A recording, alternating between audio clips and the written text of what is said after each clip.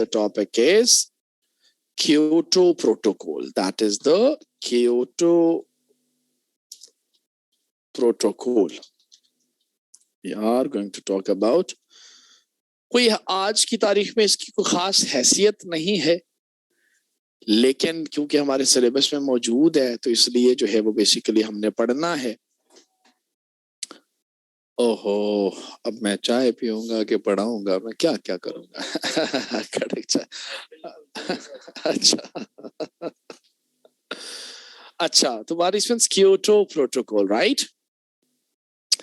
Participants, you see, हमने global warming के नाम से एक प्रॉब्लम को पढ़ा। एक बैच ने नहीं पढ़ा हुआ तो उसने पढ़ना है। यू सी के क्योटो प्रोटोकॉल, अगर कहानी को शुरू करें तो क्योटो प्रोटोकॉल जो है, इट इज एन international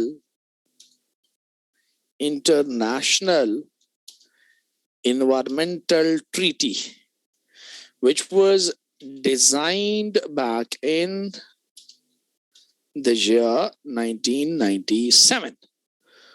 1997 में हमने इस ट्रीटी को डिजाइन किया था। ये इंटरनेशनल ट्रीटी है बेसिकली, हमारे पास इंटरनेशनल ट्रीटी है, कोई नेशनल ट्रीटी नहीं है। जिसकी डिजाइनिंग कब हुई है? It was designed back in the year 1997। अच्छा, इसको डिजाइन करने का जो मेन प्राइम ऑब्जेक्टिव था हमारा, अगर हम ऑब्जेक्टिव्स को लेके चलें, ऑब्जेक्टिव्स ऑफ क्योटो प्रोटोकॉल को देखें, तो focus was on the global warming. कि इस ट्रीटी को बनाने का जो पर्पस था, जो मकसद था, that was countering global warming, कि किसी ना किसी तरीके से इस काबिल हो जाएं कि हम ग्लोबल वार्मिंग को क्या कर सकें, काउंटर कर सकें। एक बात, लेकिन ग्लोबल वार्मिंग की काउंटरिंग तब पॉसिबल थी जब इसका सबसे मेन कॉज एड्रेस किया जाता।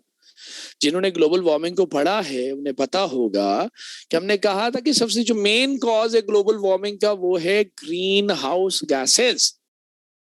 सो बेसिकली इस ट्रीटी के अंदर जो दूसरा बड़ा प्राइम ऑब्जेक्टिव रखा गया, that was stabilising the levels of greenhouse gases, जिसमें हमारे पास कार्बन डाइऑक्साइड शामिल है, जिसमें मीथेन शामिल है, जिसमें हमारे पास नाइट्रस ऑक्साइड शामिल है, जिसमें हमारे पास क्लोरोफ्लोरो कार्बन शामिल हैं।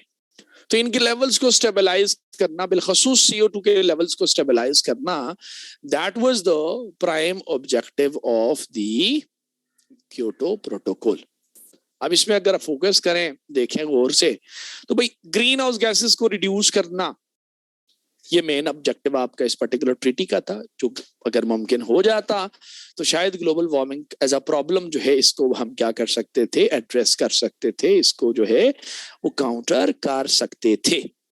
थोड़ा सा मैं बैकग्राउंड को कनेक्ट करूंगा इस पर्टिकुलर ट्रीटी, इस पर्टिकुलर प्रोटोकॉल को। एनवायरमेंटल साइंस ऑप्शनल में एक टॉपिक पढ़ा जाता है अर्थ समिट के नाम से।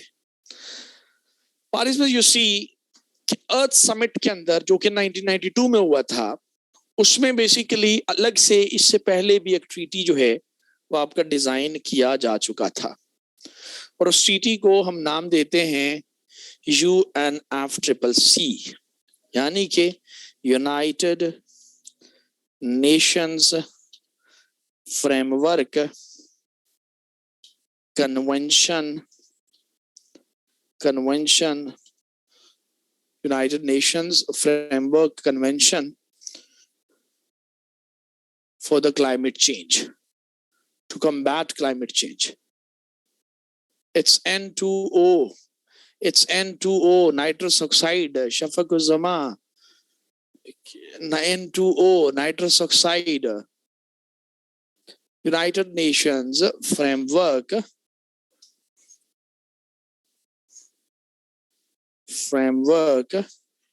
Convention on Climate Change। अच्छा, ये जो UNFCCC था, अगर इसको देखें तो जो बेसिकली मैंने कहा कि 1992 के अंदर जो है वो डिजाइन हुआ था। 1992 में डिजाइन होने वाले UNFCCC का जो मेन ऑब्जेक्टिव था, दैट वाज आल्सो कि अच्छा जनाब, किसी तरीके से हम ह्यूमन इंटरफेरेंस जो है with in the natural climate उसको रिड्यूस कर लें। UNFCCC के ऑब्जेक्टिव में भी ये शामिल था कि अच्छा किसी ना किसी तरीके से हम ग्रीन हाउस गैसेस के लेवल्स को रिड्यूस कर लें, यानी इन्हीं ऑब्जेक्टिव्स को लेके इससे पहले भी आपका एक ट्रीटी बनाया जा चुका था। और ये ट्रीटी कब बना था? 1992 में बना था। और 1992 में बना तो सही, but at the same time you see कि जनाब इस ट्रीटी को 1994 के अंदर जो है बेसिकली इन्फोर्स भी कर दिया गया, इसको इम्प्लीमेंट कर दिया गया। एक बात, अच्छा इन्फोर्समेंट भी हो गई 1994 में, से इसकी इन्फोर्समेंट शुरू हुई और 1992 में इसकी डिजाइनिंग हुई। अब इन्फोर्समेंट जब इसकी हुई तो वी फाइंड कि अच्छा जनाब इन्फोर्समेंट जो है वो आपकी प्रॉपर तरीके से नहीं हो पाई। वो वैसा ही होना था जैसा हुआ, क्योंकि ये ट्रीटी जो है यानी UNFCCC की अगर हम बात करें तो it was non binding in its nature. कैसा नॉन बाइंडिंग था? अब हमें पता है कि जब तक कोई ट्रीटी की बाइंडिंग हैसियत नहीं होती तो स्टेट्स अपनी मन मर्जी करती हैं। नॉन बाइंडिंग ट्रीटी था। जब ये नॉन बाइंडिंग ट्रीटी था तो जिसके नतीजे में इस ट्रीटी की इन्फोर्समेंट मुमकिन नहीं हो पाई और ये ट्रीटी नाकाम हो गया टू अटेन इट्स ऑब्जेक्टिव्स। इसको हम आज भी एक नाकाम ट्रीटी की हैसियत से ही देखते हैं। तो 1994 में जब इसकी इन्फोर्समेंट शुरू हुई, ऑलमोस्ट 1994 में ही आपको समझ लग गई थी कि जनाब UNFCCC is not going to fulfil the targets, it is not going to achieve the target to counter global warming. It is not a treaty to achieve the stabilization of greenhouse gases. और जब नाकाम हुआ, जब ये treaty नाकाम हो गया तो आपने इन्हीं ऑब्जेक्टिव्स को देखते हुए इसकी नाकामी के बाद जो है इन्हीं चीजों को आपने रिप्रोड्यूस किया into a separate treaty, and that treaty was named as Kyoto. Kyoto basically जगह है, जापान का शहर है, वहां पे क्योंकि ये अग्री हुआ था इसलिए हम इसको क्योटो प्रोटोकॉल के नाम से याद करते हैं। जापान का रोल भी बड़ा तगड़ा था इसमें। जापान ने स्टेट्स को कन्विंस करने की कोशिश भी की थी, स्टेट्स का अप्रोच भी किया था, तो क्योटो प्रोटोकॉल बना और जिसका ऑब्जेक्टिव वही रखा गया कि अच्छा ग्रीन हाउस गैसेस के लेवल्स को स्टेबलाइज करना और ग्लोबल वार्मिंग को क्या करना, काउंटर करना, ये दो ऑब्जेक्टिव। और यही चीजें आपने इससे पहले भी कही, लेकिन वो क्या हो गया, आप नाकाम हो गए। फिर क्या हुआ इसको कहानी की तरह याद रखिएगा। यू सी कि जब क्योटो प्रोटोकॉल आपका डिजाइन हुआ तो इसकी डिजाइनिंग के अंदर जो है इसको तय ये हुआ कि बेसिकली इसका पर्टिकुलर ट्रीटी को दो मुख्तलिफ कमिटमेंट राउंड्स के अंदर हमने इंप्लीमेंट करना है। और कमिटमेंट राउंड जो under the Kyoto protocol set किए गए, पहला कमिटमेंट राउंड सेट हुआ कि जनाब 4 years के ऊपर मुश्तमिल होगा। जो सेकंड कमिटमेंट राउंड आपका डिजाइन हुआ कि जनाब वो 8 years के ऊपर मुश्तमिल होगा। तीसरा अनऑफिशियल था, लेकिन 16 साल का सोचा हुआ था आपने, लेकिन ऑफिशियली 2 कमिटमेंट राउंड्स इसके तय हुए कि इस ट्रीटी को 2 कमिटमेंट राउंड्स के अंदर हमने दुनिया के अंदर क्या करना है, इन्फोर्स करना है, इंप्लीमेंट करना है। ये बात आपकी दुनिया में तय हुई। अब जब चीजें तय हुई, अब इस ट्रीटी के लिए, क्योंकि पहले एक नाकाम ट्रीटी आपके सामने था, आप नाकाम हो चुके थे, आप अपनी नाकामी को दोबारा नहीं दोहराना चाहते थे, तो लिहाजा यूनाइटेड नेशंस ने एफर्ट करना शुरू कर दी कि जनाब मुख्तलिफ स्टेट्स को अप्रोच करना शुरू कर दिया, मुख्तलिफ स्टेट्स को अप्रोच करना शुरू किया कि जनाब आए इस पर्टिकुलर ट्रीटी का हिस्सा बने। और जो तय हुआ, आपने अपने लिए जो टारगेट सेट किया इस ट्रीटी के अंदर कि जनाब एटलीस्ट जो है 55% ऑफ ग्लोबल एमिशंस जो हैं, 55% ऑफ ग्लोबल एमिशंस को टारगेट किया जाएगा, उनको रिड्यूस करने की कोशिश की जाएगी। और जिसके लिए ये तय हुआ कि एटलीस्ट हमें 55 स्टेट्स चाहिए और वो स्टेट्स चाहिए जिनका कुल मिला के कंट्रीब्यूशन कितना बन सके, 55% टू द ग्लोबल एमिशंस बन सके। तो इसीलिए United nation started approaching the states कि चाहे आए और हमारे साथ इस ट्रीटी का हिस्सा बने। और इसीलिए समटाइम इसको हम 55/55 भी कहते हैं। इस ट्रीटी के अंदर जी 55/55 का फॉर्मूला जो है वो बेसिकली डिवाइस किया गया कि 55% आपने इमिशंस को टारगेट किया और 55 स्टेट, ज्यादा हो जाए तो परवाह नहीं है, हो जाए, लेकिन कम से कम 55 स्टेट्स होना जरूरी है, एज अ पार्टी होना जरूरी थी, जिनका कुल मिला के कंट्रीब्यूशन जो है वो 55% टू द ग्लोबल एमिशंस बन सके। तो यूनाइटेड नेशन ने जी अप्रोच करना शुरू किया स्टेट्स को कि आए और इस पर्टिकुलर ट्रीटी का हिस्सा बने।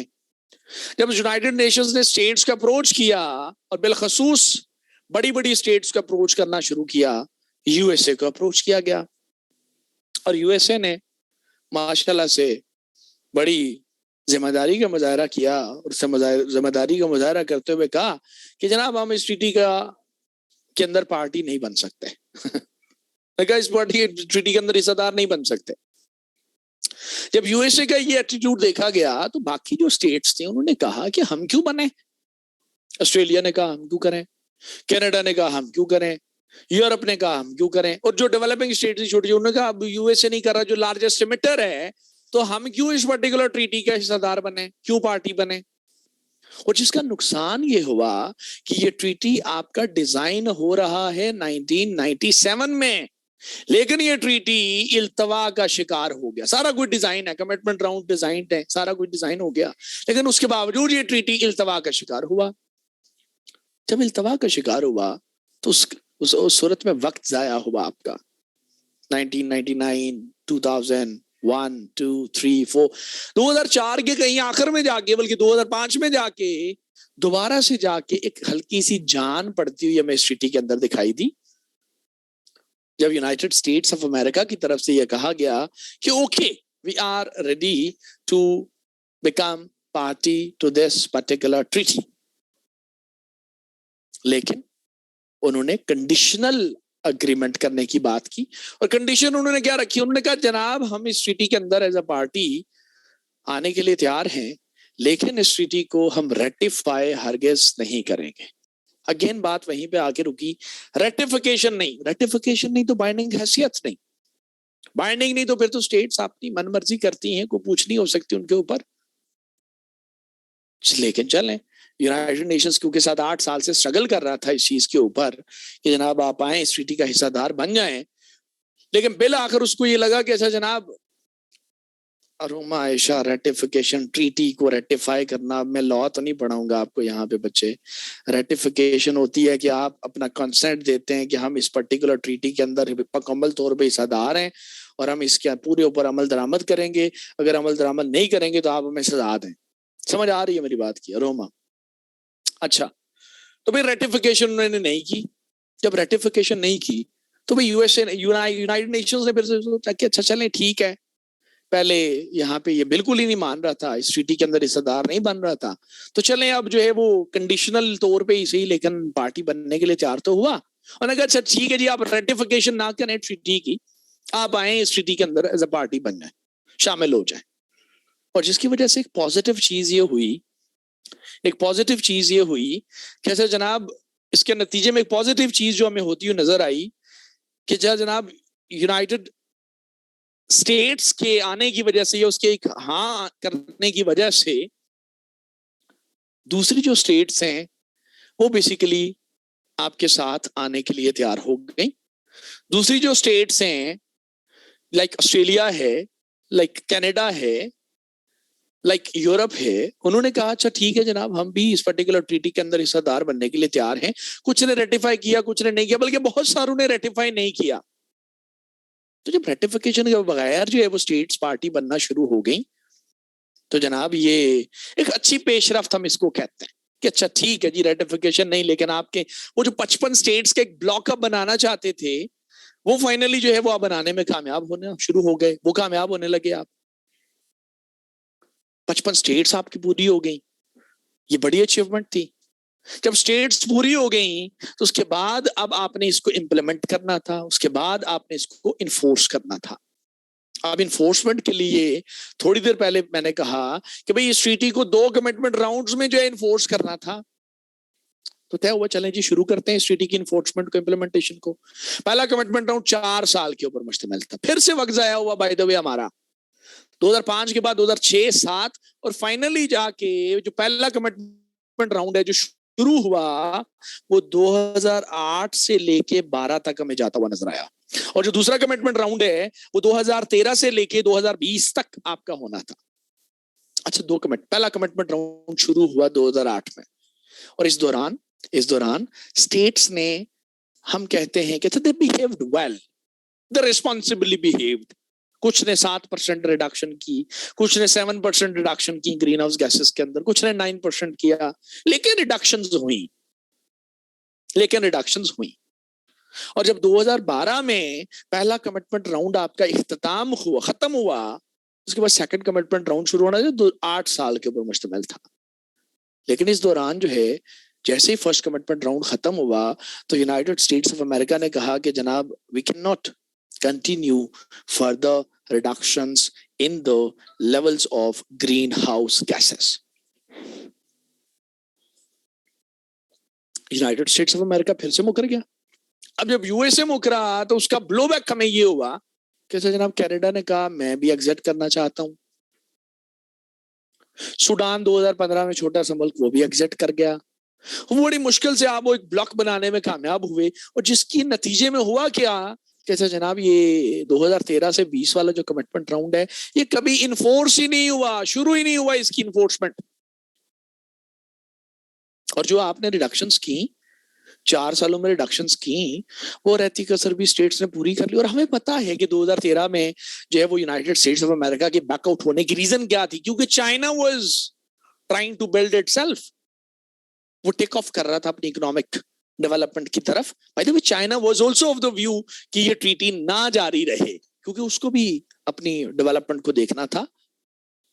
वो अपनी रिडक्शंस जो है ग्रीन हाउस गैसेस के अंदर रिडक्शंस के लेवल्स को अचीव नहीं करना चाहता था, और जिसकी वजह से जो दूसरा कमिटमेंट राउंड है वो इन्फोर्स ही नहीं हुआ, शुरू ही नहीं हुआ। अब 2020 आके गुजर गया।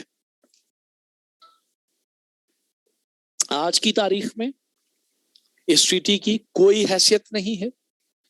आज की तारीख में ये कहीं इन्फोर्स हमें नजर नहीं आता, और ना ही हम इस ट्रीटी को सक्सेसफुल ट्रीटी रैंक करते हैं। व्हाट इज द रीजन कि इसको सक्सेसफुल नहीं कहते? अरे भाई, पहली बात तो यह है ना कि सेकंड कमिटमेंट राउंड जो तय हुआ वो इन्फोर्स ही नहीं हुआ, तो नाकाम हो गया एक। अच्छा चलें जी, आपने कहा पहला कमिटमेंट राउंड आपने पूरा किया था, और अरे भाई, पहले में जो रिडक्शंस आपने की वो रहती कसर पूरी कर ली ना दूसरे में। और जो प्रॉब्लम था कि ग्लोबल वार्मिंग के प्रॉब्लम के लिए आप ये ट्रीटी डिजाइन कर रहे थे, वो प्रॉब्लम तो जूं का तू रहा, बल्कि जूं का तू नहीं रहा, वो तो वक्त के साथ साथ इंक्रीज हुआ है, वो तो वक्त के साथ साथ इंटेंसिफाई हुआ है। So there is no practical progress of this particular Kyoto Protocol, and that is why we consider it as a failed practice, failed treaty. नाकाम हो गए भाई, इसमें भी आप नाकाम ही होना था। जब आपकी स्टेट्स नेशनल इंटरेस्ट को ज्यादा जो है वो बेसिकली प्रमोट करना चाह रही हूँ, इकोनॉमिक प्रोस्पेरिटी के ऊपर कोई स्टेट कंप्रोमाइज ना करनी चाह रही हो, और लोग भी लिविंग स्टैंडर्ड्स के ऊपर कंप्रोमाइज ना करना चाह रहे हो, तो फिर तो ऐसे ट्रीटीज ने नाकाम ही होना है। और बाय द वे, एक और वजह भी है इसके फेल होने की, नाकाम होने की। ये एनवायरमेंटल साइंस ऑप्शन वालों ने पढ़ा, एक दुनिया में कॉन्सेप्ट है ग्रीन फंडिंग का। ग्रीन फंडिंग का कॉन्सेप्ट है दुनिया में, ग्रीन फंडिंग का। ये जो ग्रीन फंड है ये आपका एस्टैब्लिश हुआ था 1972 के अंदर, और उस ग्रीन फंड के तहत ना जो स्टेट्स आपके ट्रीटीज का हिस्सा बनती है ना, आप उनको कंपनसेट करते हैं, आप उनको पैसे देते हैं, छोटी स्टेट्स को भी, बड़ी स्टेट। इस केस में ये तय हुआ था कि दो भी पार्टी इस पर्टिकुलर ट्रीटी का हिस्सादार बनेगी, हम उनको फंड देंगे, पैसे देंगे।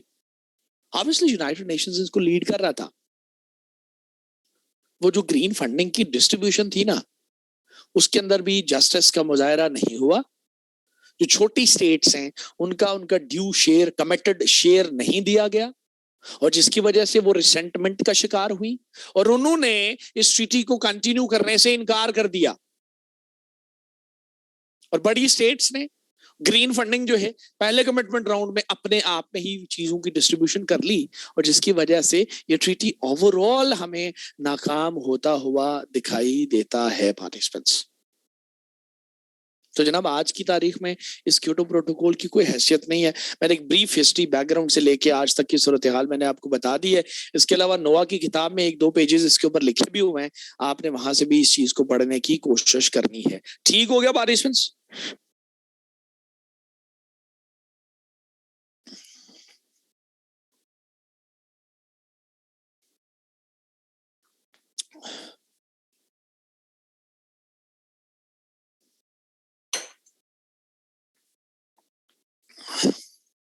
ऑल राइट जनाब।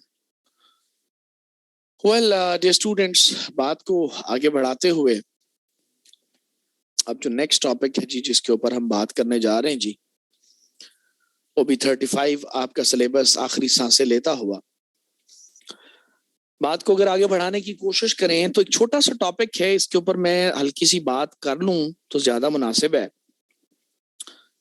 एक हल्की सी डिस्कशन जो है इस टॉपिक के ऊपर करना जरूरी है, क्योंकि एक इम्पॉर्टेंट टॉपिक समझता हूं मैं इसको।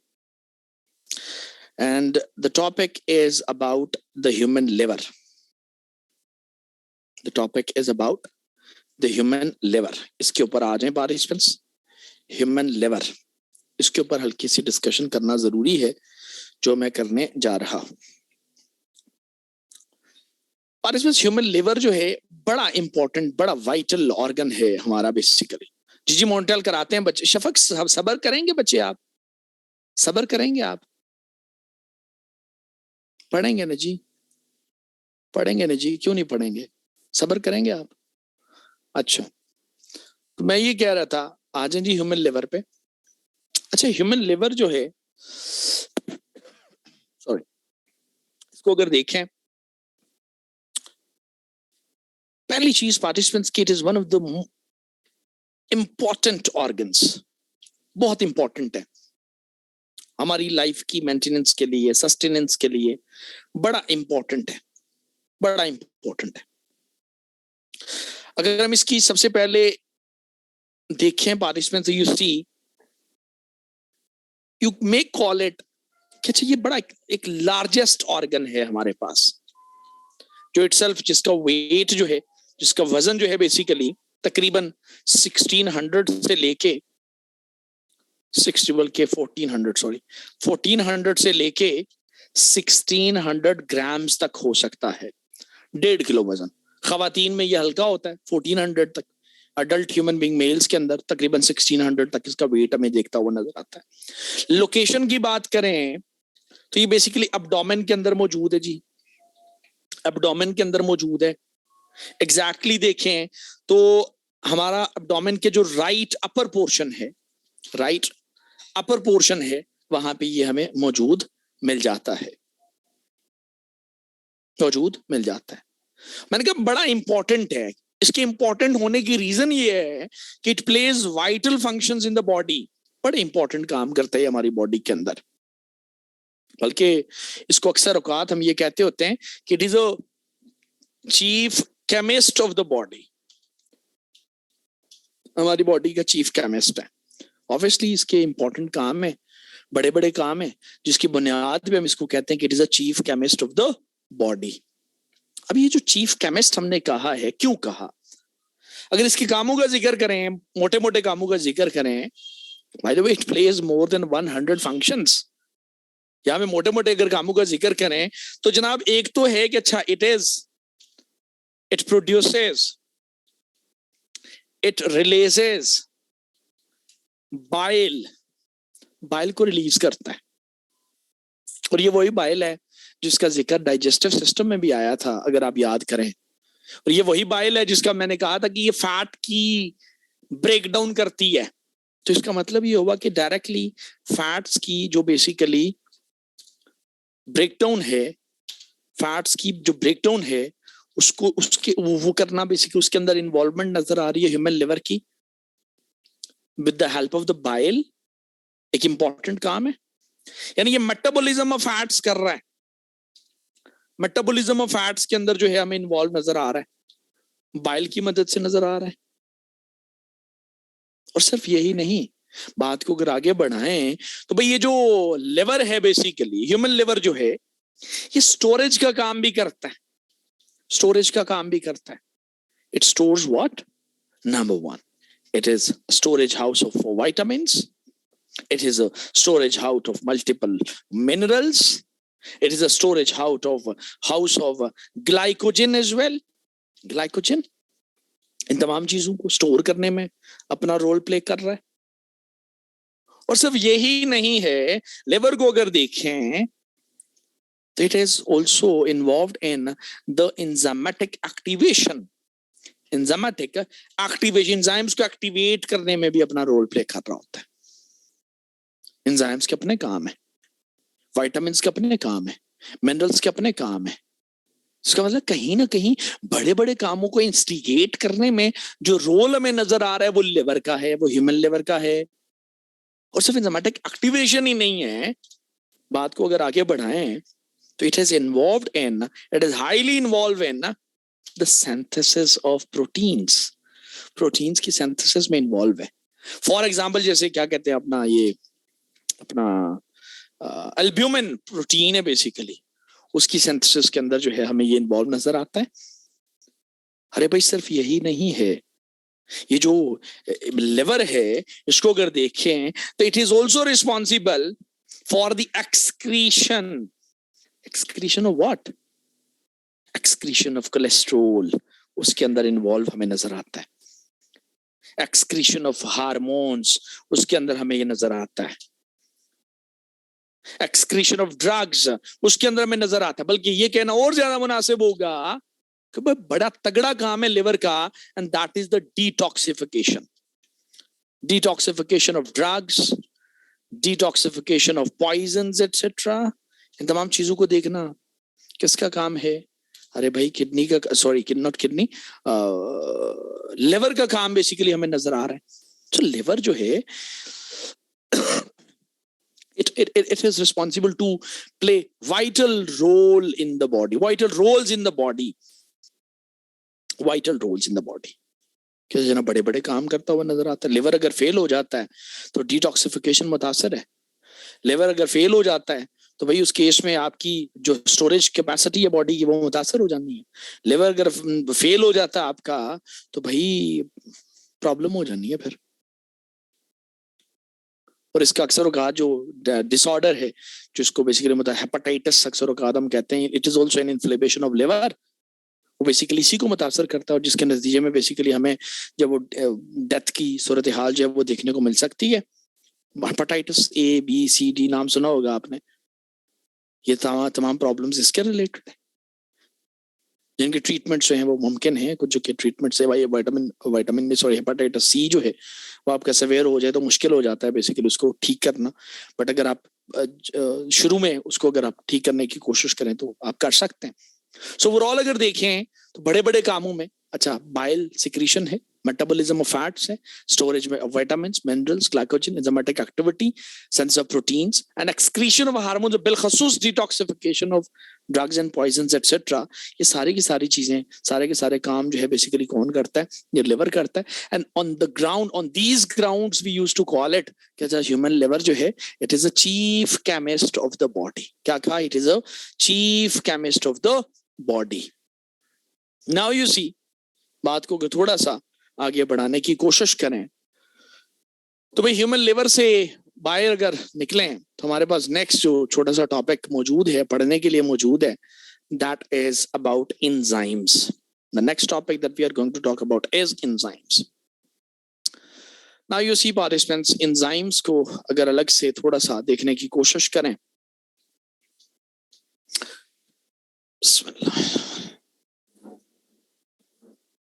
एंजाइम्स को अगर अलग से देखने की कोशिश करें तो वी फाइंड कि enzymes itself are the globular proteins which are considered as the biological catalyst. Biological catalyst है, biological catalyst है एक चीज, बायोलॉजिकल कैटालिस्ट. एंजाइम्स की चंद कैरेक्टरिस्टिक्स जो हैं उनको लिखना जरूरी है, बल्कि मैं हेडिंग बना लें आप इसकी, कैरेक्टरिस्टिक्स.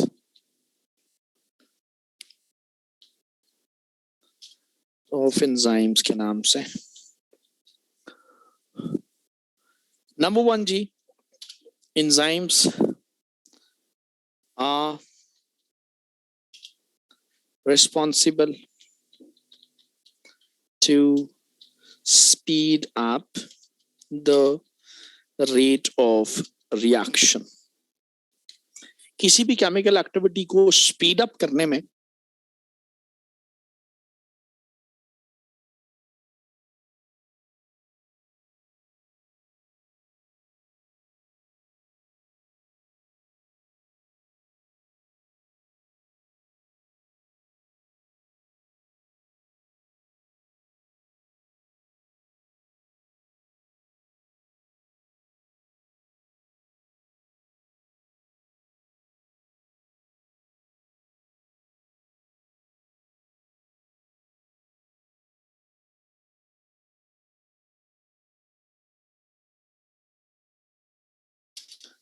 बीइंग यूज्ड अप, खुद ये इस्तेमाल नहीं होते, केमिकल एक्टिविटी के दौरान खुद ये इस्तेमाल नहीं होंगे। They are only responsible to speed up the rate of reaction, increase करते हैं, खुद ये इस्तेमाल नहीं होते। बल्कि इस्तेमाल नहीं होंगे तो भाई इसीलिए मैं कहते they are reusable as well, इनको हम दोबारा से इस्तेमाल भी कर लेते हैं, इस्तेमाल भी किया जा सकता है। तो इनकी कैरेक्टर है, खसूसियत है कि खुद इस्तेमाल नहीं होते, कैटलिस्ट के तौर पे काम करते हैं, रेट ऑफ रिएक्शन को बढ़ाते हैं। बल्कि सिर्फ यही नहीं, बल्कि दे डू नॉट इन्फ्लुएंसेस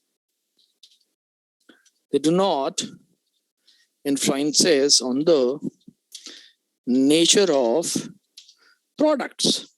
अरे भाई, केमिकल एक्टिविटी के नतीजे में जो प्रोडक्ट्स बनती हैं या बननी हैं, उनकी नेचर के ऊपर ये किसी भी एतबार से इन्फ्लुएंस नहीं होते, असरअंदाज नहीं होते। साद कह रहे हैं सर ये किधर होते हैं?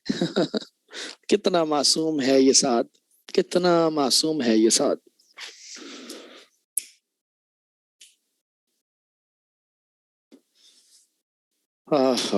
साद बच्चे, क्या आपने डाइजेस्टिव सिस्टम पे लेक्चर लिया था?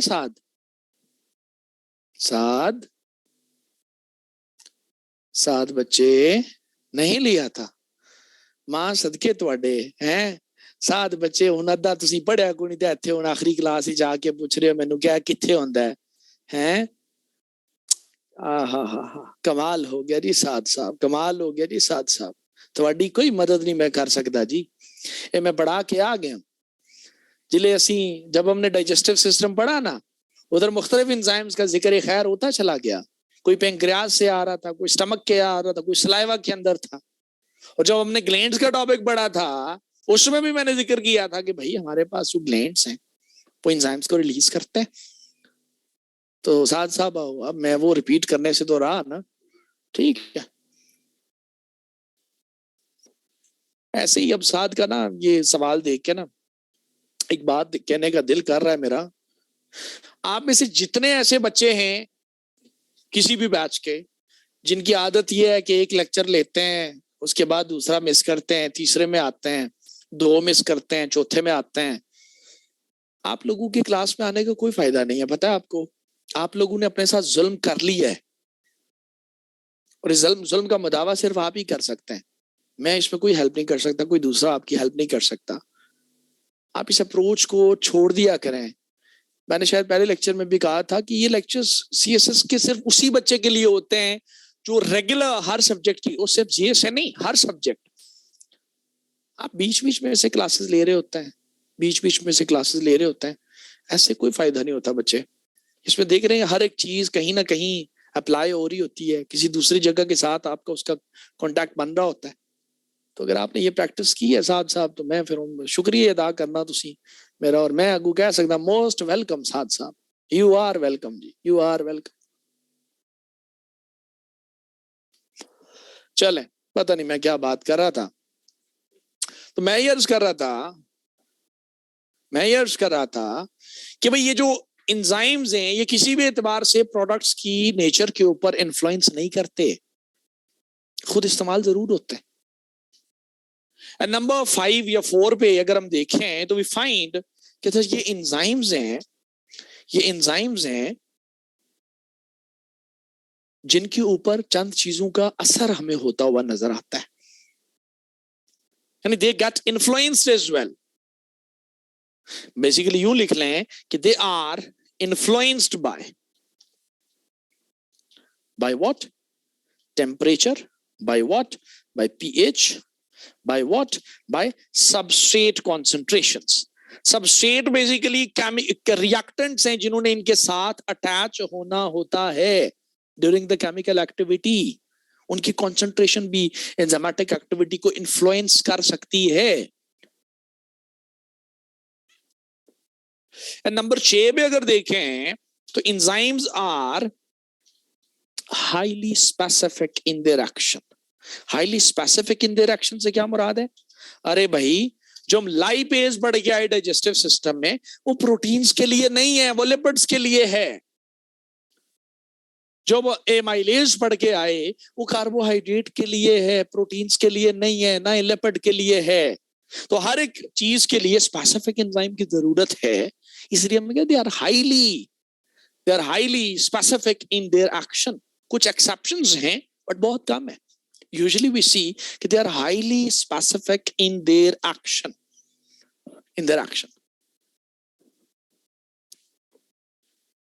अब नंबर 2 पे अगर हम गौर करने की कोशिश करें तो ये जो एंजाइम है जिनके बारे में हमने कहा कि हमारी बॉडी में मौजूद है, इनकी ये जो चंद खसूसियात हैं, इनका मैकेनिज्म ऑफ एक्शन अगर देखने की कोशिश करें, क्या देखने की कोशिश करें?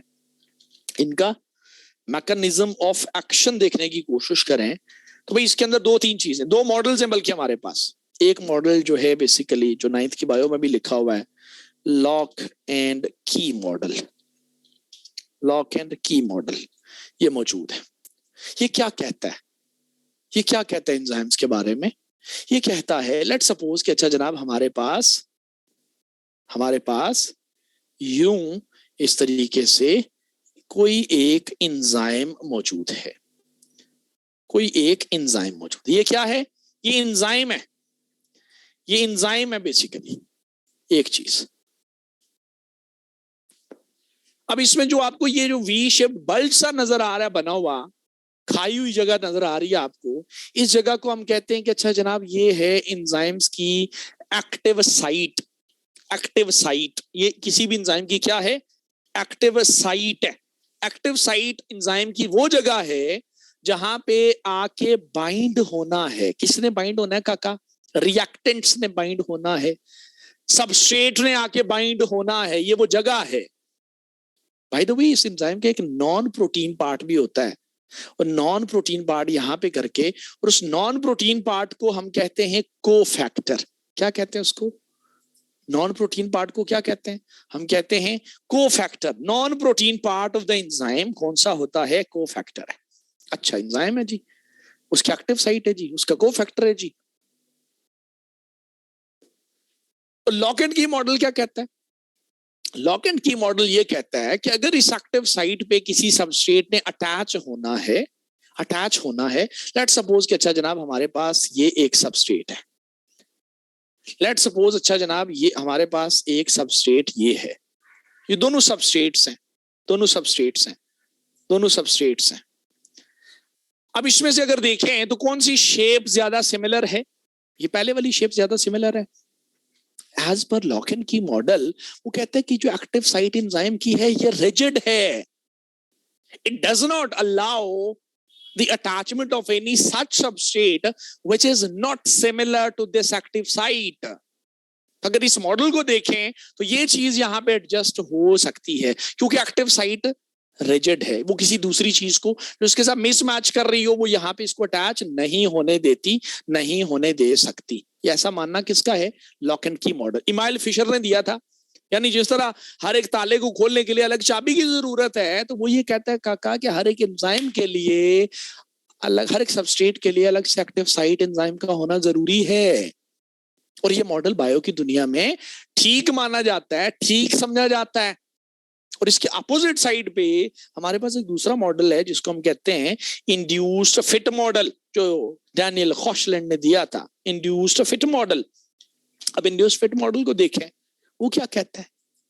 भाई इंड्यूस फिट मॉडल में ये कहते हैं कि अच्छा जनाब, ये हमारे पास अगर इस तरीके से उसी तरीके से एक एंजाइम है, उसी तरीके से उसकी एक्टिव साइट और नॉन प्रोटीन पार्ट है, और अगर यहाँ पे कोई ऐसा सबस्ट्रेट मौजूद हो जो इसके साथ मैच नहीं हो रहा, लाइक दिस, ऐसा हो, according to the induced fit model, जो बात लिखने वाली है, according to the induced fit model, the active site of the enzyme is flexible.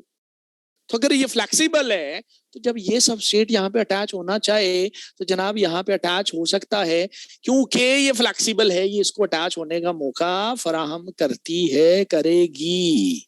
Okay, और ये मॉडल भी बायो की दुनिया में ठीक माना जाता है, ठीक समझा जाता है। In most of the cases we see active site is rigid, but in exceptions we see it does show flexibility as well. और जब ये सबस्ट्रेट और एंजाइम जो हैं, जब ये आपस में मिलते हैं, बाय द वे ये इक्वेशन लिख के आ जाए तो एग्जामिनर को सारी समझ आ जाएगी कि अच्छा जनाब इसको पता है। एंजाइम और सबस्ट्रेट आपस में मिले, एंजाइम और सबस्ट्रेट आपस में मिले या मिलते हैं, तो उसके नतीजे में क्या बनेगा? उसके नतीजे में we are having enzyme substrate complex. उसके नतीजे में क्या बनना है? उसके नतीजे में एंजाइम सबस्ट्रेट कॉम्प्लेक्स बनना है, और केमिकल एक्टिविटी होनी है, केमिकल रिएक्शन होना है, और केमिकल एक्टिविटी या रिएक्शन होना है काका, तो उसके नतीजे में क्या बनेगा? प्रोडक्ट्स बनेगी ना। उसके नतीजे में प्रोडक्ट्स बनेंगी, पी फॉर प्रोडक्ट्स। और साथ में हमने कहा एंजाइम्स तो यूज ही नहीं होते, तो वो तो एज इट इज निकल आएंगे बाहर। क्या आए जी, हम निकल आए दोबारा से, और आप इनको रीयूज कर सकते हैं। ये रीयूज हो सकते हैं किसी केमिकल एक्टिविटी के अंदर, दोबारा से केमिकल एक्टिविटी के अंदर जो है वो बेसिकली। और इनके ऐसे नहीं कोई टनू के हिसाब से हमें एंजाइम्स चाहिए, इनकी माइन्यूट सी कंसंट्रेशन जो है वो बहुत होती है to run a particular activity और reaction. This is one of the trait as well, one of the basically characteristic as well. अच्छा जनाब, उनकी एक छोटी सी अमाउंट बहुत है to run a particular chemical activity और रिएक्शन। तो भाई दो इनका मॉडल्स हैं, इनके मैकेनिज्म ऑफ एक्शन को लेके। लेकिन बीच में हमने साथ ही में कहीं कहा कि अच्छा जनाब ये जो दो तीन चीजें हैं वो इनके ऊपर इन्फ्लुएंस होती हैं। अगर आप गौर करें, ये लिखा हुआ है कि अच्छा दो तीन चीजें इनकी एक्टिविटी के ऊपर इन्फ्लुएंस होती हैं। One is temperature, second one is the pH, and third one is the substrate concept. भाई कैसे, क्या इंपैक्ट है इनका, ये देखते हैं, देखने की कोशिश करते हैं। बल्कि आप ऐसे कर लें, आप एक हेडिंग बना लें, छोटी सी, और हेडिंग में आप यूं लिख लें कि factors affecting the rate of reaction या factors affecting the enzymatic activity, जो मर्जी हेडिंग बना ले। factors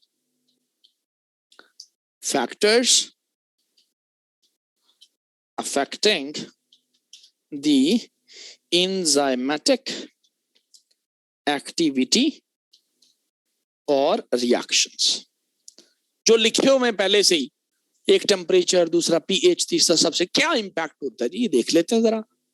बड़ी सादा सी बात है। यू सी, ग्राफ की मदद से जो है वो हम कहानी को समझ सकते हैं, समझने की कोशिश कर सकते हैं।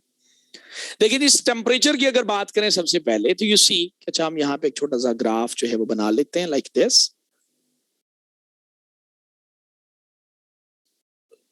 This.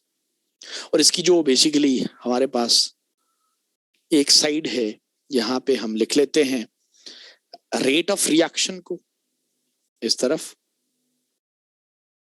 Rate of reaction, ROR लिख रहा हूं। ROR stands for rate of reaction, अच्छा 1 2 3 4 5 6 7 सो ऑन। और नीचे जो है बेसिकली हम रख लेते हैं किसको, रख लेते हैं किसको, टेम्परेचर को। अच्छा इस तरफ टेम्परेचर आ गया। टेम्परेचर में वी सी, अच्छा अगर हम लिखना चाहें, नोट कर यहाँ पे लिखना चाहें, अच्छा 0 डिग्री है, 0 डिग्री, अच्छा 10 डिग्री है, अच्छा 10 डिग्री, अच्छा 20 डिग्री है, 20 डिग्री, अच्छा 30 डिग्री है, 30 डिग्री, अच्छा 37 डिग्री है, 37, अच्छा अप टू अच्छा 40 है, अच्छा 45 एंड अप टू 50। टेम्परेचर लिख दिया हमने। अब क्या इंपैक्ट होना है जी रेट ऑफ रिएक्शन का टेम्परेचर के ऊपर, टेम्परेचर का रेट ऑफ रिएक्शन के ऊपर। लिखने वाली बात लिखिएगा कि भाई अगर टेम्परेचर 0 डिग्री हो तो रेट ऑफ रिएक्शन भी होता है 0. दैट मीन्स कि temperature is necessary to run a particular activity और reaction. If we increase the temperature, the rate of reaction also starts increasing. If we further increase the temperature, the rate of reaction also increases. If we further increase the temperature, the rate of reaction also increasing, but up to a certain limit. And that limit is what? That limit is, in case of humans, it is 37. In case of animals, it is 37. Kaka, 37 degrees centigrade is the optimum temperature for the enzymes. Optimum temperature कहा हमने यहाँ पे, यानी 37 पे जो basically enzymatic enzymes की performance है वो पीक पे होती है, मैक्सिमम प्रोडक्ट्स बनती हैं. इसलिए तो हमारा इंटरनल बॉडी टेम्परेचर कितना है? 37 डिग्री है. बुखार हो जाए तो खाने पीने का खास दिल नहीं करता. क्यों नहीं करता? बुखार चढ़ा होता है, टेम्परेचर ज्यादा हुआ होता है. एंजाइम्स के लिए ज्यादा टेम्परेचर मुनासिब नहीं है. और भाई उससे ज्यादा अगर इंक्रीज होगा टेम्परेचर तो it will result into what? Okay, decrease. Not only the decrease, अरे भाई it results into denaturation of enzymes. Okay, enzymes will be unable to perform their duty. अगर आप याद करें डाइजेस्टिव सिस्टम को, तो स्टमक के अंदर HCl रिलीज हो रहा था, एसिडिक एनवायरनमेंट था, और इसीलिए तो स्टमक का ज्यादा रोल भी नहीं है डाइजेशन के अंदर. ज्यादा डाइजेशन स्मॉल इंटेस्टाइन के अंदर हो रही है. हमने कहा था वहां से काइम जो निकलता है उसकी न्यूट्रलाइजेशन होती है, उसकी एसिडिक नेचर की न्यूट्रलाइजेशन होती है with the help of the sodium bicarbonate. तो क्या इंपैक्ट हुआ टेम्परेचर का ऑन द एंजाइम्स? कि अच्छा, अगर टेम्परेचर 0 है, रेट ऑफ रिएक्शन भी 0. Increase in the temperature results into increase in the rate of reaction, but up to a limit. Limit क्या है? 37 in case of humans and animals. In case of plants अगर देखें तो it ranges up to 40 to 45. Plants की case में 40 to 45 maximum temperature, optimum temperature है. So this is how the temperature influences the rate of reaction. And not only this, number 2 पे हमने कहा pH जो है वो भी मुतासर करती है जी रेट ऑफ रिएक्शन को. और pH अगर मुतासर करती है तो pH जो है उसको अगर देखें तो pH मीटर पे क्या बताता है हमें? अच्छा जी 0 है, अच्छा जी 2 है, अच्छा जी 4 है, अच्छा जी 6 है, अच्छा जी 8 है, अच्छा जी 10 है, अच्छा जी हमारे पास 12 है, अच्छा जी हमारे पास 14 है. pH मीटर पे यही आता है. इधर रेट ऑफ रिएक्शन हो गया, इधर रेट ऑफ रिएक्शन हो गया. अब pH को अगर देखें तो देखिए रेट ऑफ रिएक्शन जो है, अगर pH हो 0 तो रेट ऑफ रिएक्शन भी होगा 0. अगर pH को 2 पे लेके चले जाए, रेट ऑफ रिएक्शन इंक्रीजेस. 4 पे लेके चले जाएं, रेट ऑफ रिएक्शन इंक्रीजेस. 6 पे लेके चले जाएं, रेट ऑफ रिएक्शन इंक्रीजेस. 8 पे लेके चले जाएं, rate of reaction increases. But further increase in the pH results into what? Denaturation. And what is the optimum pH then? और भाई जो ऑप्टिमम pH है, जो हमारे पास ऑप्टिमम pH नजर आ रही है, in case of everything that is 6 to 8. ना तो हाईली एसिडिक एनवायरनमेंट चाहिए एंजाइम्स को, ना ही हाईली सैलाइन एनवायरनमेंट चाहिए. इसमें एंजाइम्स की जो परफॉर्मेंस है वो मैक्सिमम होनी है. यहाँ पे प्रोडक्ट्स की जो कन्वर्जन है वो मैक्सिमम होनी है. सो दिस इज हाउ, मतलब इंपैक्ट क्या हुआ फिर? अच्छा जी pH 0 है तो रेट ऑफ रिएक्शन भी 0 है. Increase in the pH results into the increase in the rate of reaction, but up to a limit, and that limit is 6 to 8. Further increase result into what, participants? Denaturation of enzymes. यही बात, denaturation of enzymes. And not only this, तीसरे number पे हमने कहा कि अच्छा जी substrate concentration भी असरअंदाज होती है. इसका क्या? मैंने कहा सबस्ट्रेट रिएक्टेंट्स हैं, बल्कि ये तो बहुत आसान है, इस पे गौर कीजिएगा. अरे भाई लेट सपोज हमारे पास यहाँ पे यूं एक एंजाइम मौजूद है और इसकी एक एक्टिव साइट हमारे पास है, राइट? अब यहाँ पे अटैच होने के लिए जो उम्मीदवारान है, जो सबस्ट्रेट है बेसिकली, वो यूं एक, अच्छा यूं दूसरा, अच्छा यूं तीसरा. अरे भाई ये 3 अगर एंजाइम्स हैं, एक्टिव साइट अकेली एक है, तो अरे भाई यहाँ पे कोई एक ही चीज अटैच हो सकती है ना. ये तीनों यहाँ पे अपने आप को बाइंड तो नहीं कर सकती ना. अगर तीनों ने बाइंड होना है तो भाई उनके लिए अलग से एंजाइम्स का होना जरूरी है, तब जाके उनकी बाइंडिंग होनी है. तो बात क्या हुई कि अच्छा ये जो सबस्ट्रेट कॉन्सेंट्रेशन है, यानी जो रिएक्टेंट्स हैं बेसिकली, उनका और एंजाइम्स के कॉन्सेंट्रेशन का इक्वल होना जरूरी है। अगर इक्वल है तो ठीक है, अगर इक्वल नहीं है तो रेट ऑफ रिएक्शन कहीं ना कहीं कंप्रोमाइज होता हुआ हमें दिखाई दे रहा होता है। तो ये तीन चीजें हमारे एंजाइम्स के ऊपर, एंजाइमेटिक एक्टिविटी के ऊपर, उनके परफॉर्मेंस के ऊपर असरअंदाज होती हुई दिखाई देती हैं। Number 1 temperature, number 2 pH and number 3 is the substrate concentration. So participants, हमारा एक और छोटा सा टॉपिक जो है वो अपने इख्तिताम को पहुंच चुका है। Now coming to another topic, and it should be the last one as well, and that is none other than the Montreal Protocol. That is none other than the Montreal Protocol. Montreal Protocol. The next topic is the Montreal Protocol. अच्छा जी, Montreal Protocol पे bye the वे ये जो Montreal protocol और Kyoto protocol है, बेशक मैंने Kyoto protocol के ऊपर भी एक कहानी आपको सुनाई है और इसके ऊपर भी एक कहानी ही सुनाऊंगा। कहानी अगर अच्छे से समझ आ जाती है आपको, अगर आ गई है तो आप उसके बाद अगर बुक में से 1-2 पेजेस जो लिखे हुए हैं वो आप पढ़ेंगे तो आपको पूरा topic as it is fingertips पे हो जाता है। तो बेशक अगर लिखना चाहें तो लिख भी सकते हैं, ना लिखना चाहें तो आप सुन भी लें अच्छे से, तो ये टॉपिक आपका आराम से कवर हो जाता है, हो जाएगा। अच्छा participant, you see Montreal Protocol. Montreal again ये जगह का नाम है, कनाडा का शहर है बेसिकली। तो वहां पे क्योंकि अग्री हुआ था तो इस पर्टिकुलर ट्रीटी को हम बेसिकली प्रोटोकॉल को फिर मॉन्ट्रियल के नाम से याद करते हैं। अच्छा, थोड़ा सा अगर गौर करें तो ये जो मॉन्ट्रियल प्रोटोकॉल है, इसकी जो डिजाइनिंग है, इसकी जो डिजाइनिंग है, it was designed back in the year, it was designed back in the year 1987, एक बात, and it was enforced, इसकी जो enforcement शुरू हुई है that was started from the 1989, एक बात।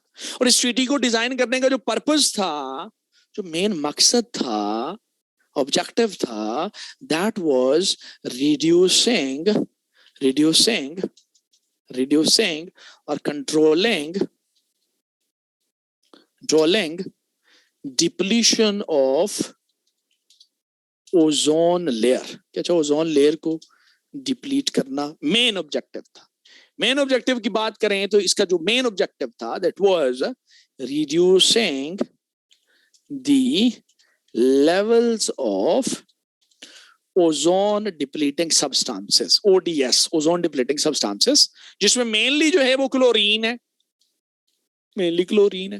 मेनली जो है इसके अंदर ब्रोमीन है, जो किसके साथ अटैच होती है, क्लोरीन बेसिस क्लोरोफ्लोरोकार्बन्स के साथ, CFCs के साथ। So this treaty was specifically designed to control or reduce the depletion of ozone layer participants। एक बात हो गई। और ये ट्रीटी डिजाइन होता है कब? 1989 के अंदर। अब इसकी जो डिजाइनिंग है, इसकी डिजाइनिंग की बात करें तो अग्री जो हुआ, जो आपने अपने लिए एक फ्रेमवर्क तय किया, अपने लिए एक आपने एक विजन जो बेसिकली अपने लिए सेट किया, अपने लिए एक टाइमलाइन जो सेट की कि अच्छा जनाब आपने 1989 से लेके अप टू द ईयर 2000 तक अपने लिए ऑब्जेक्टिव्स रखे। और इस सारे अरसे को, यानी इस 10-11 साल को आपने मुख्तलिफ फेजेस में डिवाइड किया। वन वाज अच्छा 1989 से लेके अप टू द ईयर 1991 एक फेज, जिसमें आपने कहा कि जनाब एटलीस्ट 25% जो है हम रिडक्शन करेंगे in the ozone depleting substances. Number 2 पे आपने कहा 1992 से लेके 1994 तक जो है हमने एटलीस्ट 50% फर्दर रिडक्शन करनी है in the ozone depleting substances. फिर आपने ये कहा कि अच्छा जनाब 1995 से लेके अप टू द ईयर 2000 तक हमने कोशिश करनी है कि अच्छा जीरो पे लेके आना है लेवल्स को, जीरो पे लेके आना है लेवल्स को। किसके लेवल्स को? वो जो लिखा हुआ ओजोन डिप्लीटिंग सब्सटेंसेस। अच्छा ये तो वो था जो ख्वाब था, जो आपने देखा था कि अच्छा जनाब ये हमने करना है, जो अचीव नहीं हो सका आपका unfortunately again. But we see कि जो 3 बेसिकली आपने अपने लिए स्टेजेस में पूरे अरसे को डिवाइड किया, इस दौरान जितना आपने प्लान किया उस हिसाब से रिडक्शंस आप नहीं कर पाए, उस हिसाब से रिडक्शंस आप नहीं कर पाए। लेकिन बात इस पेंस हमें ये देखने को मिलता है कि जनाब इस दौरान रिडक्शंस हुई हैं। एक बात, जितना प्लान किया था उस हिसाब से रिडक्शंस नहीं हुई, लेकिन रिडक्शंस हुई हैं। एक बात।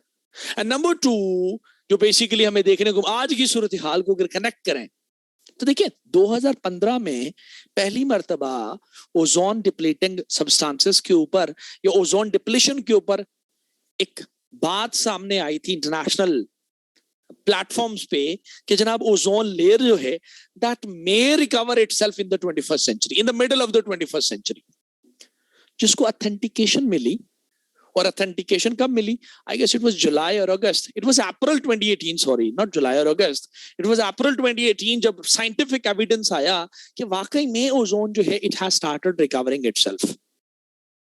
और इसको मीडिया की लाइट जो मिली थी दैट वाज जुलाई और अगस्त 2018, जब मीडिया पे आपकी बातें आना शुरू हुई कि हाँ जी वाकई ओजोन लेयर जो है वो अपने आप को रिकवर करना शुरू हो चुकी है। और उसकी बुनियादी वजह यह है कि मॉन्ट्रियल प्रोटोकॉल इन्फोर्स हुआ है, लेकिन वो उस हद तक इन्फोर्स नहीं हुआ था जिस हद तक आपने प्लान किया था। फिर अच्छा बाय द वे 2000 में जब आप पहुंचे ना तो यहाँ पे आके आपने फर्दर एक्सटेंड कर दिया इसको। और अभी की बात करें ना, अभी की आज की तारीख की बात करें ना, तो जो ट्रीटी है, ये जो मॉन्ट्रियल प्रोटोकॉल है, इसको आप दो है वो 2040 तक लेके जा चुके हैं, 2040 तक लेके जा चुके हैं कि 2040 तक इसको कंसिस्टेंटली इन्फोर्स करते चले जाएंगे, इम्प्लीमेंट करते चले जाएंगे, कंसिस्टेंटली इंप्लीमेंट करते चले जाएंगे। यानी आपने अपने आपको और वक्त दे दिया है।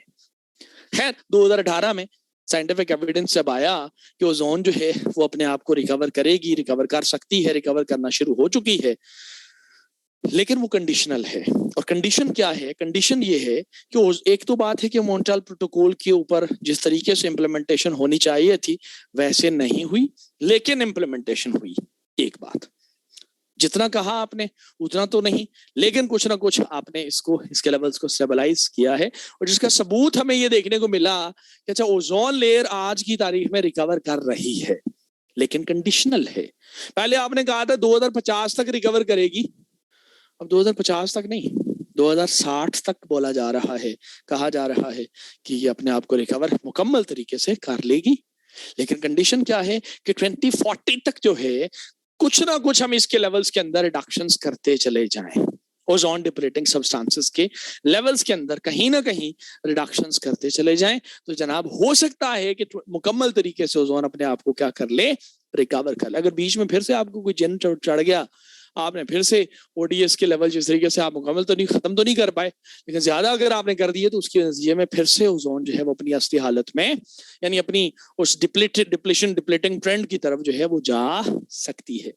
बाय द वे, क्योंकि ग्राउंड पे हमें कुछ परफॉर्मेंस नजर आती है इस ट्रीटी की, ओजोन लेयर वाकई में खुद को रिकवर कर रही है, इस बुनियाद पे ये वाहिद इंटरनेशनल इन्वायरमेंटल ट्रीटी है। मैंने कहा ये वाहिद इंटरनेशनल इन्वायरमेंटल ट्रीटी है जिसको कहीं ना कहीं हम जो है वो सक्सेसफुल जो है वो रैंक करते हैं। मुकम्मल तरीके से सक्सेसफुल कहना तो अभी बिल्कुल ही कबल अज़ वक्त होगा, लेकिन इसको हम पार्शली सक्सेसफुल ट्रीटी जो है आज की तारीख में इसको जरूर कहने की कोशिश करते हैं। और कहा जाता है, समझा जाता है कि ये ट्रीटी जो है ये पार्शली सक्सेसफुल रहा है, but it is yet to come कि 100% जो इसके अंदर बेसिकली आपकी इंप्लीमेंटेशन है 2040 तक हो जाए तो वो बहुत ज्यादा अच्छा होगा। अब ये तो कहानी हुई, डिस्कशन हुई इसके ऊपर। अब मॉन्ट्रियल प्रोटोकॉल और क्योटो प्रोटोकॉल के दरमियान एक कॉमन चीज है, उसको आप पढ़ लें, उसको आप देख लें। आपने ये चीज मॉन्ट्रियल क्योटो प्रोटोकॉल में भी लिखनी है, ये हर एक इंटरनेशनल एनवायरमेंटल ट्रीटी में सेम है। Mechanism of enforcement, Montreal protocol का भी और इसका भी, मैकेनिज्म ऑफ इन्फोर्समेंट।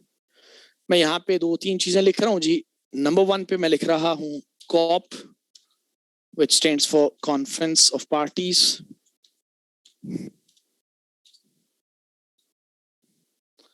नंबर 2 पे मैं इसके नीचे लिख रहा हूँ is the Secretariat. नंबर 3 पे मैं यहाँ पे लिख रहा हूँ is the states,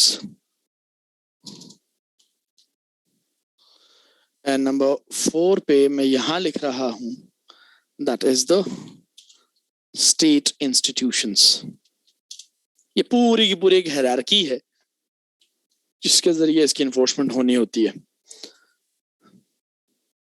corp, secretariat, states and then comes state institution.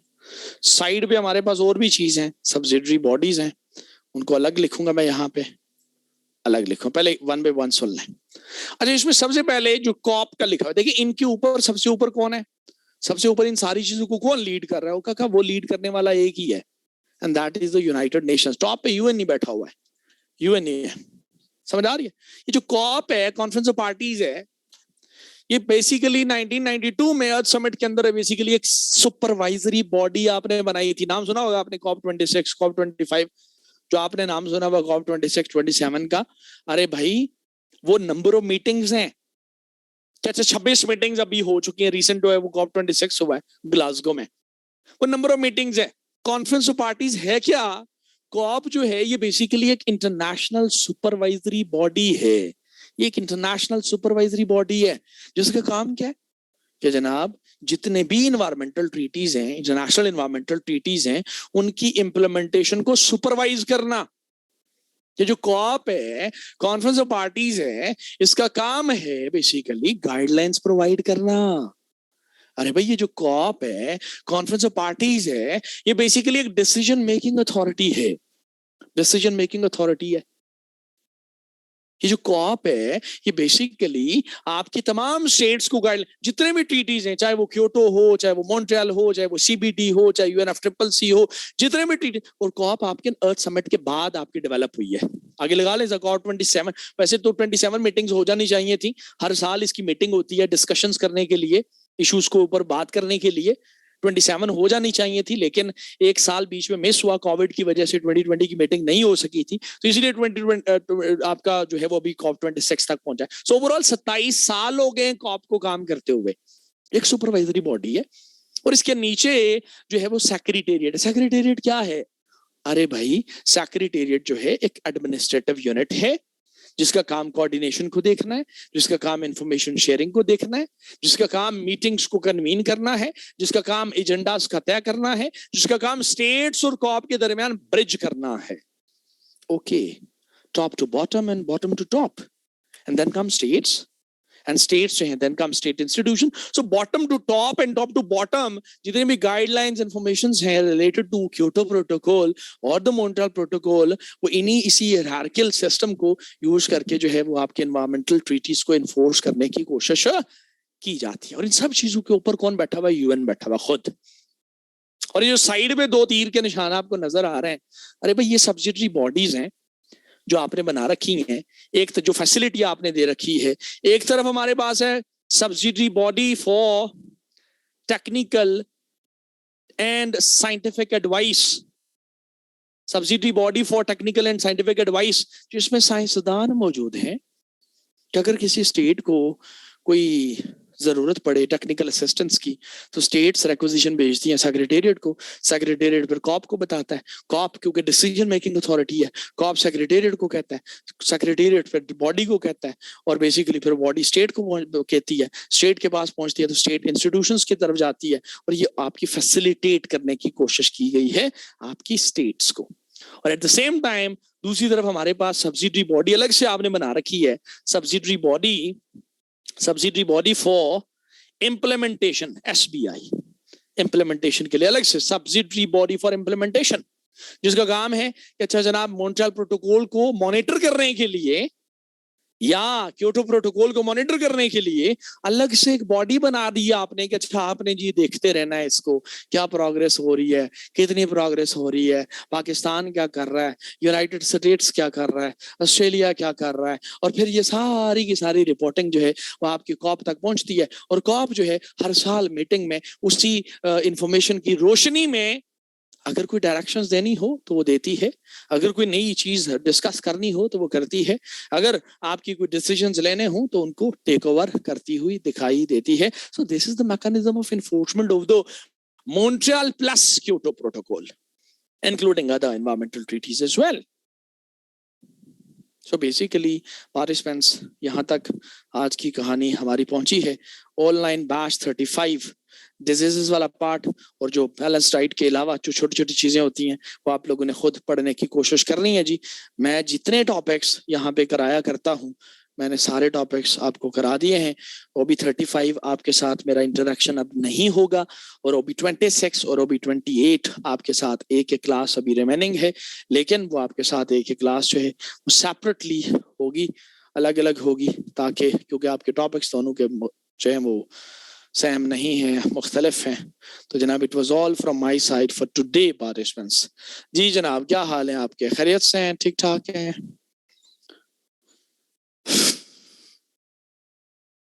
Arbab इंतजार क्या? बैलेंस डाइट मैंने पढ़ाया ना, बैलेंस डाइट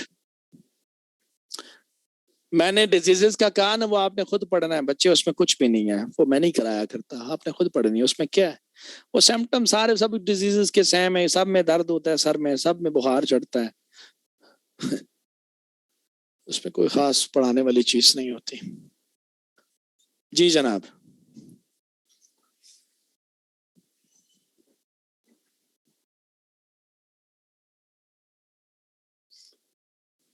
हाल आपका पूछना बनता. ओके, ठीक हो गया जनाब. चल जी, साडा हाल पूछ लो फिर तुसी. जी जनाब, ओबी 26 और ओबी 28 इसमें से कौन सा बैच है जिसने एयर पोल्यूशन और ग्लोबल वार्मिंग जिसका रहता है वो कौन सा है? ओबी 26 है. आपका सेल स्ट्रक्चर भी रहता है. मेरे खुदाया, तो ये क्लास में कैसे होगा? चलें, करेंगे कोशिश. और ओबी 28 आपका क्या रहता है? ओबी 28 आपका क्या रहता है?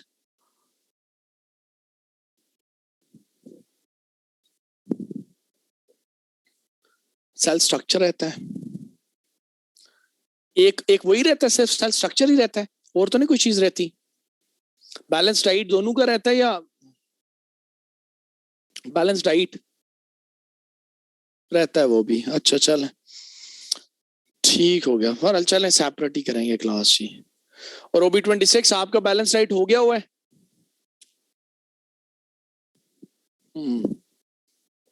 ठीक है, चलें, सही हो गया जनाब.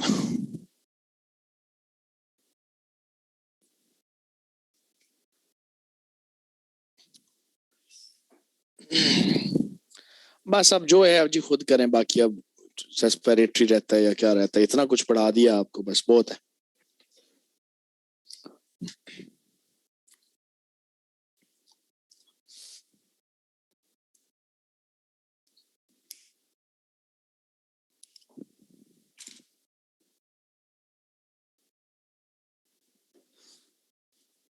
जी जनाब, ओबी 35 को अल्लाह हाफिज, और बाकी ओबी 26 ओबी 28 आपके साथ नेक्स्ट क्लास में इंशाल्लाह मुलाकात होती है. ठीक हो गया जनाब.